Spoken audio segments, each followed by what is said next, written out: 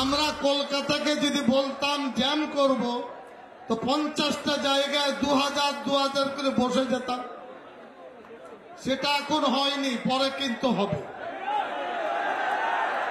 বলে করব, বলে প্রথমে জেলাকে একটু টাইট করি, তারপরে কলকাতার 50টি জায়গায় 10,000 হলে কত লাগবে? বাস এরা আসবে কলকাতায় বসে চিড়ে গুড় পানি বাতাসা মুড়ি খাবে আর একটু বসবে, কিচ্ছু করতে হবে না। তো দেখবেন টনকটা কেমন নড়ে। জেলায় জেলায় টাইট করি, অর্থাৎ টাইট করার নমুনা আমরা দেখতে পাচ্ছি মুর্শিদাবাদ জেলায়, নদিয়া জেলায়, মালদায় আমরা দেখতে পাচ্ছি। কলকাতার বাঙালিরা যারা ভাবছেন যে তারা নিশ্চিত আছেন, তারা এখনো উদ্বাস্তু হননি, তারা বেশি দিন এই নিশ্চিন্তে থাকতে পারবেন না হয়তো। কারণ সিদ্দিকুল্লাহ চৌধুরী ইতিমধ্যে বলে দিয়েছে আগে জেলাগুলোকে টাইট দিই, তারপরে কলকাতা। আর কলকাতায় যে ট্রেলার সিদ্দিকুল্লাহ চৌধুরী দেখিয়ে দিয়েছেন, এরপরে আপনি ভাবুন মুক্ত মোনা সেকুলার ধর্মনিরপেক্ষ বাঙালি যে ফ্ল্যাট বাড়িতে বসে ভাবছে আমি তো বাবা এরকম ভাবে রিফিউজি হব না। এগুলো মালদাতে হয়, মুর্শিদাবাদে হয়, নদিয়াতে হয়। আমি তো বাবা আমার দরজা বন্ধ করে আমার ডিজিটাল লক লাগিয়ে আমি আমার সোফাতে বসে সেফ, আমি নো ভোট টু বিজেপি করবো। করতে পারবেন না। মমতা বন্দ্যোপাধ্যায়কে প্রশ্ন করুন, হাজারখানেক মানুষকে প্রশ্ন করছেন হ্যান কারেঙ্গা ত্যান কারেঙ্গা, আসলে ঘোড়ার ডিম কারেঙ্গা।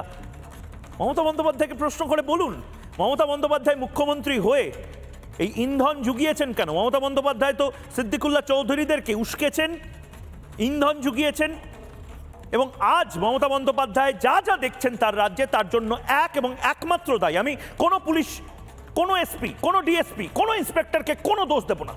তাদেরকে ফ্রি হ্যান্ড দিতে দেওয়া হয়নি। আমার কাছে সূত্রের খবর আছে, বিভিন্ন SMS আসছে, বিভিন্ন ফোন আসছে, যেখানে কার্যত পুলিশ অফিসাররা বলছেন দাদা ফ্রি হ্যান্ড দিতে দেওয়া হচ্ছে না, দাদা আমাদেরকে বলে দেওয়া হয়েছে চোখের সামনে দেখলেও পিছিয়ে আসবে, কিছু গাড়ি যদি জ্বলে তাহলে জ্বলুক, কিছু ট্রাক যদি পড়ে তাহলে পড়ুক, ন্যাশনাল হাইওয়ে যদি বন্ধ থাকে বন্ধ থাকুক, যেন সিনেমা হচ্ছে, সিনেমায় যেরকম ভাবে দেখায়। পুলিশ মন্ত্রী, এক এবং একমাত্র পুলিশ মন্ত্রীকে প্রশ্ন করুন, পুলিশ মন্ত্রী কেন বলেছিলেন এই কথাগুলো? কোন কথা? শুভেন্দু অধিকারী আজ সেই কথা উত্থাপন করেছে। কিন্তু প্রথমে দেখাবো মমতা বন্দ্যোপাধ্যায় সেদিন কি কথা বলেছিলেন এবং তার পাল্টা আজ শুভেন্দু অধিকারী কি বলেছেন, শুনুন। গ্যাস বেলুনের গ্যাসটা ফাটিয়ে দিয়ে প্রমাণ করব কোনটা সঠিক আর কোনটা বেঠিক। কাউ কিছু বলার আগে মনে রাখবেন, বাজে কথা বললে জনগণই থোতা মুখ ভোতা করে দেবে, আমাদের করতে হবে না। এত যে অশ্লীল কথা বলছেন, একটা ধর্মের নামে এত কুৎসা করছেন, একটা অপপ্রচার করছেন, একদিন তারা যদি একটা আন্দোলনের ডাক দেয়, আপনি নিজেকে সামলে রাখতে পারবেন তো?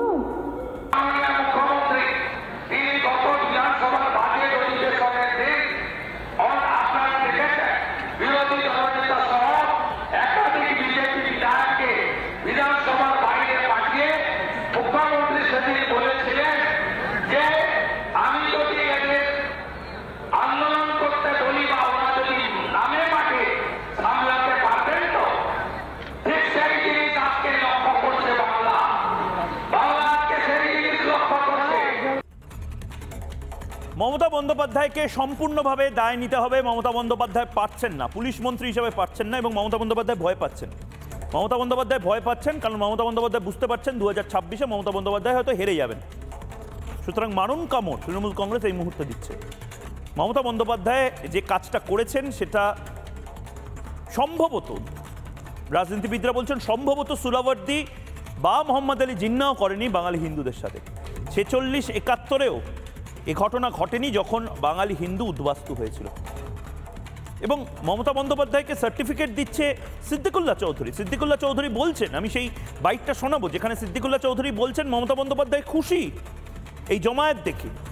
গোটা কলকাতা শহরে দাপিয়ে বেড়ালো যারা, গোটা কলকাতা শহরের বিভিন্ন জায়গাতে জগাছাতে যেভাবে ভাঙচুর চালানো হলো, গোটা পশ্চিমবঙ্গে যারা ভাঙচুর চালাচ্ছে তাদের ইন্ধন কারা যোগাচ্ছে? এই বোকা বোকা প্রশ্নগুলো না করে উত্তরটা খুঁজুন।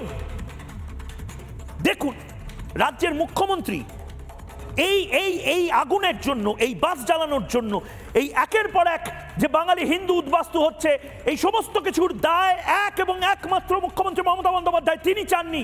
তিনি চাননি পুলিশ কাজ করুক, তিনি চাননি পুলিশ গুলি করুক, তিনি চাননি কিছু দুধেল গাইয়ের কোনো কিছু হোক। দেখুন, মুখ্যমন্ত্রী অফিস থেকে ফোন এসেছিল এক করে, এইসব সমাবেশ থেকে তিনিও সন্তুষ্ট। মুখ্যমন্ত্রীর বক্তব্য বিধানসভায় আমি একটা আপনার মোশন তথা প্রস্তাব এনেছি, আমার রাজ্যে ওয়াকাফ আইন আমি বলবৎ হতে দেব না। নানা ধরনের কন্টেন্ট দেখার জন্য লাইক করুন, শেয়ার করুন আমাদের ফেসবুক পেজ, সাবস্ক্রাইব করুন আমাদের ইউটিউব চ্যানেল। পাশাপাশি অন্যান্য ব্রেকিং নিউজের জন্য অবশ্যই চোখ রাখুন রিপাবলিক বাংলায়।